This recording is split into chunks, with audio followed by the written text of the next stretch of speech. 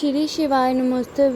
आप सभी लोग जानते हैं कि सावन का महीना बहुत जल्दी आने वाला है, जिसको लेकर के दोस्तों पंडित जी बहुत सारे उपाय बताने जा रहे हैं और इन उपायों को आपको याद रखना है, क्योंकि सावन का महीना आने में अभी थोड़ा समय बाकी है। पर दोस्तों, जो भी सावन महीने के उपाय को करता है, आपको पहले से समझना होगा, क्योंकि दोस्तों सावन का एक ऐसा महीना होता है जिस महीने में हम भगवान शिव जी को बहुत आसानी से प्रसन्न कर सकते हैं और वो बहुत आसानी से प्रसन्न हो भी जाते हैं।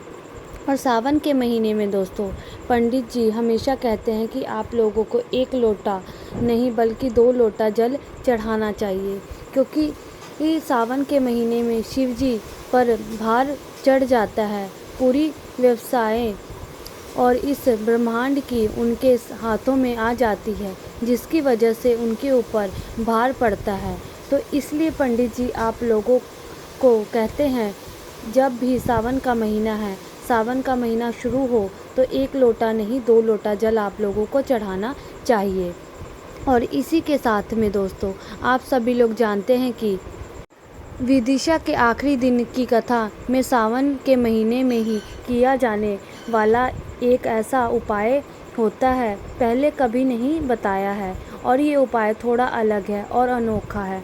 और दोस्तों ये वाला उपाय आखिर आपको करना कैसे है, सबसे पहले हम आप लोगों को ये बता दें कि ये जो उपाय है उन लोगों के लिए है जिनकी किसी प्रकार की मनोकामना है या किसी प्रकार की जो दुख और परेशानी है वो लंबे समय से चल रही है, वो पूर्ण नहीं हो रही है, ना उनकी दुख और परेशानी दूर हो रही है, उनकी मनोकामना पूर्ण नहीं हो रही है, या किसी प्रकार का कोई ऐसा काम है जो कि पूरा नहीं हो रहा है। ये कह सकते हैं कि भाई विश्व परिस्थिति में की गई है, भाई उस चीज़ से आप लोग बाहर ही नहीं निकल पा रहे हैं, आपके काम बिगड़ते ही जा रहे हैं, बन ही नहीं रहे हैं।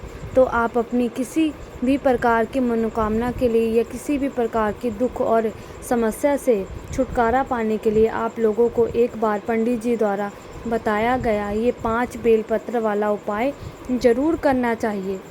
अब आप ये सुनकर बिल्कुल वापस मत जाना कि 5 बेलपत्र वाला उपाय तो हमने पहले भी सुना है, ये उपाय बिल्कुल नया है। 5 बेलपत्र और 5 आप सभी लोगों को हम हमेशा बोलते हैं कि पंडित जी कोई नया उपाय बताते हैं, तो जो लोग उन उपायों को उस उपाय को पहले करते हैं सही तरीके से, तो भाई उस उपाय को करने का फल उन व्यक्तियों को, उन भक्तों को बहुत ही जल्दी और बहुत बड़ा होकर मिलता है, क्योंकि वो उपाय बिल्कुल नया बताया हुआ है, पंडित जी ने कहा है। और जो भी उपाय पंडित जी बताते हैं वो गीता, प्रेम, गोरखपुर, शिव पुराण कथा में निकालकर ही बताते हैं, अपने मन से कुछ भी नहीं बताते हैं। ये बात हम आप लोगों को बता दें। तो दोस्तों इन 5 बेलपत्र वाले उपाय को आखिर आपको करना क्या है, कैसे करना है, किस समय करना है, कहाँ पर करना है, ये सारी जानकारी हम लोग इस वीडियो में जानने वाले हैं। ये तो 5 बेलपत्र वाला उपाय है, ये विशेष रूप से पंडित जी ने सावन महीने के पहले बताया है, तो आप ये कर सकते हैं। भाई आप लोगों को ये उपाय करना है, ये सावन के महीने का विशेष उपाय है, तो इस उपाय को आप लोगों को सावन के महीने में विशेष रूप से करना है। तो देखो, इस उपाय को आप सावन के महीने में किसी भी दिन कर सकते हो, पर सावन महीने में कुछ विशेष दिन होते हैं, जैसे कि सोमवार के दिन सबसे बड़ा दिन होता है, सावन सोमवार का होता है।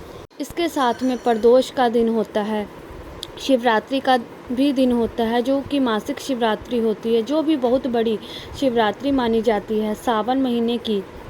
तो भाई ऐसे कुछ विशेष दिनों पर आप लोगों को ये 5 बेलपत्र वाला उपाय करना होगा। आपकी जो भी मनोकामना होगी, जो भी दुख और परेशानी होगी, आपको ये सब बहुत ही जल्द छुटकारा मिल जाएगा, और आपके जो भी काम नहीं हो पा रहे हैं आपका वो भी काम ज़रूर होगा। तो हम जानते हैं कि इस 5 बेलपत्र वाले उपाय को आखिर करना कैसे है, किसको करना है। तो सबसे पहली चीज़ ये वाला आता है कि उस उपाय को करना क्या है। जिस व्यक्ति को अपनी किसी भी प्रकार की मनोकामना या दुख और परेशानी भगवान शिव जी से दूर करवानी हो या ठीक करवानी हो, तो आप अगर आप लोग इस उपाय को अपने घर की सुख और शांति के लिए करना चाहते हैं तो फिर घर में कोई भी एक बड़ा सदस्य इस उपाय को कर सकता है। वह माताएं बहनें में विशेष रूप से कोई भी एक ये उपाय को कर सकता है। अगर माताएं बहनें ना कर पा रही हों तो घर का कोई भी बड़ा पुरुष भी इस उपाय को कर सकता है।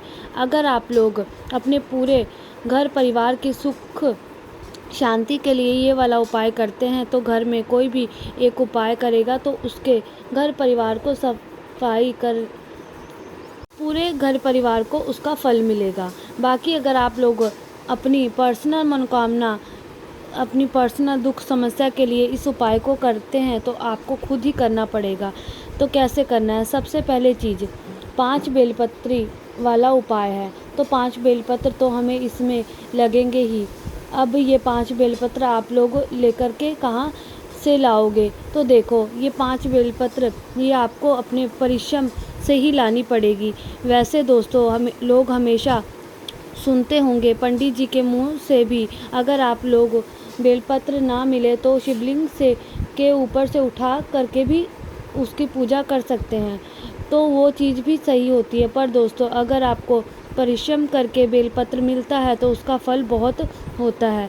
शिव जी पर चढ़ाने वाले तो उस भगवान शिव जी ज़्यादा प्रसन्न होते हैं, क्योंकि आपने मेहनत करी है, अपने पैसा खर्च किया है, दुकान तक गए होंगे या पेड़ तक गए होंगे उस बेलपत्र को तोड़ने के लिए। फिर उसके बाद में आपके हाथों से वे बेलपत्र जब शिवलिंग पर चढ़ती है, चाहे सादा बेलपत्र हो चाहे उपाय वाली बेलपत्र हो, जब शिवलिंग पर चढ़ती है तो उसका जो फल है वो बहुत ही जल्द अलग मिलता है। इसलिए सावन के पास में कोशिश करना, सावन के महीने में बेलपत्र आप खुद ही लेकर के आओ परिश्रम करके।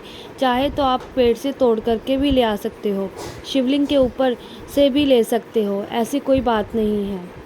तो भाई इस उपाय को आपको 5 बेलपत्र पर लानी होगी।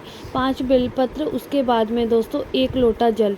अगर आप कहोगे सावन में 1 लोटा जल नहीं, सावन में 2 लोटा जल, 1 लोटा जल भी ले आ सकते हो, पर सावन में 2 लोटा जल पंडित जी ने बताया है। चाहे आप उपाय करो चाहे 2 लोटा जल आप लोगों को लेकर के जाना है, इसमें कोई दिक्कत वाली बात नहीं है। आप लोगों को 1 लोटा जल भी ले जा सकते हो। सावन के महीने में हो सके उसके साथ में इस उपाय को करने के लिए 2 लोटा जल आपको लेकर के जाना है। उसके बाद में दोस्तों अगली चीज़ आती है, कुछ भी नहीं, मात्र ये दोनों चीज़ लेकर के आपको भगवान शिव जी के मंदिर में पहुंच जाना है। सीधी सी बात है दोस्तों, इस उपाय में हमें शिवलिंग पर जल चढ़ाना है। तो उपाय आप लोगों को किस समय करना है? सुबह के समय करना है, इस बात का आप लोगों को ध्यान रखना है। सुबह के समय आप लोगों को उपाय करना है। बहुत सुबह जितनी जल्दी हो सके आप इस उपाय को कर सकते हैं। भगवान शिव जी की पूजन अर्चना करो उतना ज़्यादा अच्छा है, और उपाय करो उतना ज़्यादा अच्छा है। बाकी 10, 11, 12 बजे से पहले आप इस उपाय को करने की कोशिश करना। जल्दी आप लोगों को उपाय कर सकते हो। सावन के महीने में करना है। आपको अपनी 5 बेलपत्र तैयार करनी है। सबसे पहले तो है, उसके बाद में 1 लोटा जल या 2 लोटा जल आपको तैयार कर लेना है।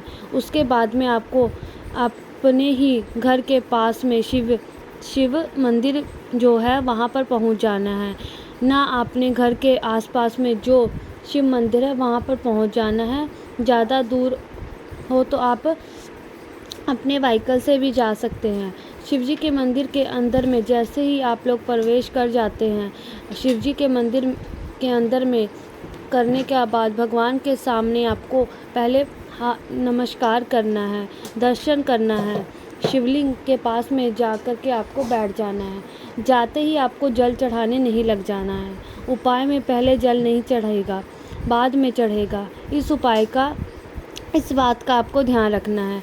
तो जैसे ही शिवलिंग के पास में जाते हो, शिवलिंग के पास में जाने के बाद दोस्तों आप लोगों को शिवलिंग के पास में बैठ जाना है। देखो अगर शिवलिंग के पास में आपको भीड़ मिले तो ऐसा समय पर जाना जब आपको भीड़ ना मिले। हो सके तो सुबह सुबह जल्दी ही चले जाना। तो इसलिए सुबह सुबह जाना आप लोगों को इस उपाय को करने के लिए तो सुबह सुबह पहुंचकर सबसे पहले शिवलिंग के पास में बैठ जाना है और अपनी वह उपाय को की 5 बेलपत्र को निकाल लेना है। अब 5 बेलपत्र को जैसे ही निकाल लेते हो उसके बाद में दोस्तों आप एक स्थान का पता कर लीजिए, माता अशोक सुंदरी का स्थान। अब दोस्तों इसमें सारे हम उपाय आपको बता चुके हैं, तो सभी लोगों को पता चल गया होगा कि माता अशोक सुंदरी का स्थान कहाँ पर होता है। तो एक बार आप हमें कमेंट में ज़रूर बताना कि माता अशोक सुंदरी का स्थान कहाँ पर होता है। तब भी हम आपको बता देते हैं, जो जलाधारी के पास, जलाधारी के बीचों बीच जो स्थान होता है वो माता अशोक सुंदरी का स्थान होता है। यह मोटी सी ये कहीं जा आपको शिवलिंग की लाइन दिखती है, तो जो जलाधारी के बीचों बीच होता है वो माता अशोक सुंदरी का स्थान होता है। तो आपको क्या करना है, उस बीच वाले हिस्से में देख लेना है माता अशोक सुंदरी का स्थान। अब आपको अपने बेलपत्र निकाल लेना है। अब ये 5 बेलपत्र ये आपको लाइन से समर्पित करना है, एक के ऊपर एक समर्पित नहीं करना है। ध्यान से सुनिए, हम आपको बताते हैं कैसे समर्पित करना है। देखो, सबसे पहले अपनी बेलपत्र निकालो। सबसे पहले बेलपत्र निकालने के बाद आपको इस बेलपत्र को माता अशोक सुंदरी के स्थान पर समर्पित करना है। बीच वाली बड़ी पत्ती का मोक्ष शिवलिंग की तरफ होना चाहिए, डंडी का मुख जलाधारी की तरफ होना चाहिए और नीचे गिरता होना चाहिए। सबसे पहले बेलपत्र को आपको माता अशोक सुंदरी के स्थान पर समर्पित करना है। शिवलिंग के पास में जहाँ भी स्थान शुरू होता है वहाँ से अशोक सुंदरी का स्थान बीचों बीच शुरू हो जाता है। पहले बेलपत्र आपको वहाँ पर चढ़ाना है, क्योंकि ये जो बेलपत्र है ये आपको एक के नीचे एक नहीं चढ़ाना है, इसलिए आप लोगों को उतनी जगह लेनी होगी ताकि आपको जो 5 बेलपत्र है अगर वो थोड़ी जगह भी कम पड़े तो उसके ऊपर थोड़ा सा खिसका सकते हो। सबसे पहले बेलपत्र को शिवलिंग के पास में चढ़ाना है, बिल्कुल बीचों बीच। उसके बाद पहले ही बेलपत्र जैसे ही रख देते हैं उसके बाद में आपको क्या करना है, शिव जी के किसी भी एक मंत्र का जाप करते रहना है। ये उपाय करना है। पंचाक्षर मंत्र, जो भी आपको मंत्र आता है वो एक मंत्र का आपको जाप करते रहना है। तो पहले बेलपत्र जैसे ही समर्पित कर देते हो, अपनी दूसरी बेलपत्र आपको निकालना है। अब दूसरी बेलपत्र के भी बीचों बीच आपको समर्पित करना है। वो भी बेलपत्र की डंडी के ऊपर होनी चाहिए, मतलब डंडी के ऊपर आ जाए आपकी वह बीच वाली पत्ती।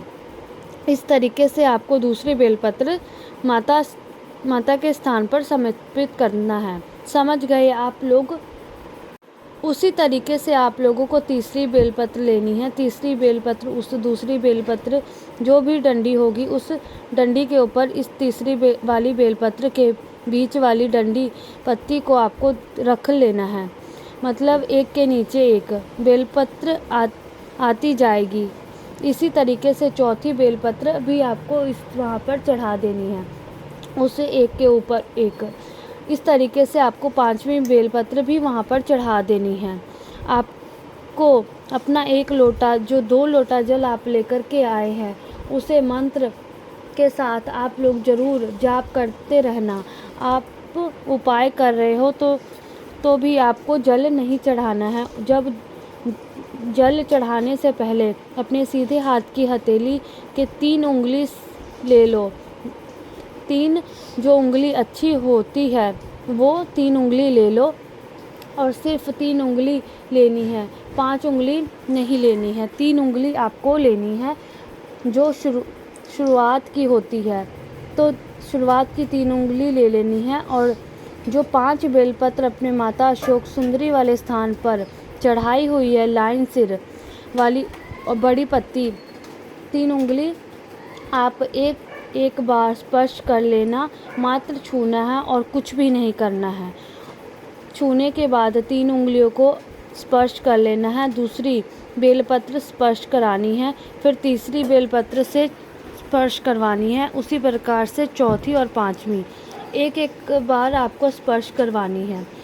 अब आपको छोड़ देना है और बोलते रहना है जब तक उपाय आप लोग पूरा ना कर सको। मंत्र का आपको जाप करते रहना है। जैसे ही आप लोगों का ये काम हो जाता है, अब आप वो 2 लोटा जल आपको निकाल लेना है। 1 लोटा जल आपको निकाल लो और अब ये जो जल है ये आपको भगवान शिव जी के शिवलिंग के ऊपर चढ़ा देना है। विशेष कार्य के लिए किए जा रहे हो तो उसका नाम भी लेना है। परिस्थिति में कर रहे हो तो उसका नाम भी लेना है। इस उपाय को विपरीत दिशा में बैठकर करना और विपरीत दिशा में बैठकर ही जल आपको चढ़ाना है। मतलब कि जल किस तरफ बहता है, जो भी मतलब सामने की तरफ बहता है तो आपको जल की जिस तरफ बहता है उसकी विपरीत दिशा में आपको जल चढ़ाना है, उधर खड़े होकर के पीछे वाली साइड से। जल जो है उत्तर की मतलब एक तरफ बहता है और दक्षिण की तरफ बैठना है। दक्षिण की तरफ बैठ कर के ये आपको जल चढ़ाना है। दक्षिण की तरफ बैठ कर के बेलपत्र आपको समर्पित करना है।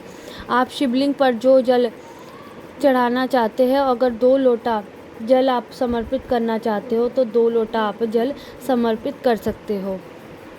उसके बाद में आपको माता जी के से अपने मन की कामना बोलनी है और जो भी दुख परेशानी है वो बोलनी है, ताकि वो आपकी जो भी मनोकामना है, जो भी परेशानी है वो दूर कर दे, दूर कर दे, दूर कर दे।